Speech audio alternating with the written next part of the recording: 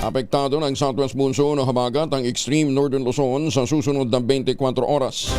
Ayon sa Pag-asa, ang habagat ang magdadala ng maulap na papawiri na may kasamang pag-ulan na thunderstorms sa lalawigan ng Ilocos Norte, Batanes at Babuyan Island. Asahan din ang epekto ng habagat sa Metro Manila at mga kalapit na lalawigan. Magdudulot ito ng isolated rain showers, epekto ng localized thunderstorms.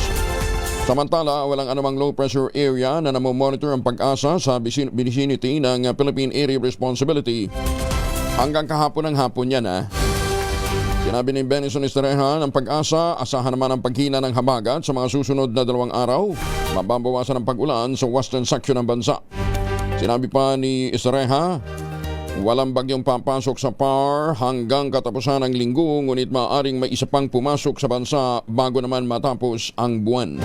Si Lian Loreto muna naman ang Pag-asa. Kasama na natin, Ma'am Lian. Good morning. Good morning po sir at sa lahat ng ating mga taga-subaybay. Halos buong bansa po ngayon ay makakaranas ng mainit at maalinsangang panahon dahil wala naman po tayong low pressure area or bagyo sa loob ng PAR at mahina po yung ating habagat. Yung habagat po nakakaapekto lamang sa Batanes at Babuyan Islands. In the next few days, asahan din po natin yung mainit at maalinsangang panahon, although over the weekend, possible po na magkaroon po tayo ng mga pag-ulan dulot ng habagat na makakaapekto sa may western section ng Luzon. Yan naman po ang latest mula dito sa Pag-asa. Lian Loreto, magandang umaga. Walang nakataas na gale warning, Ma'am Lian?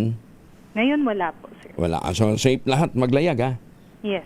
Pwedeng mangisda yung mga maliliit na mga sasakyang pandagat. Ayan. Thank you, Ma'am Lian. Maraming salamat. Ingat po tayong lahat. Si Lian Loreto mula po naman sa Pag-asa kasama.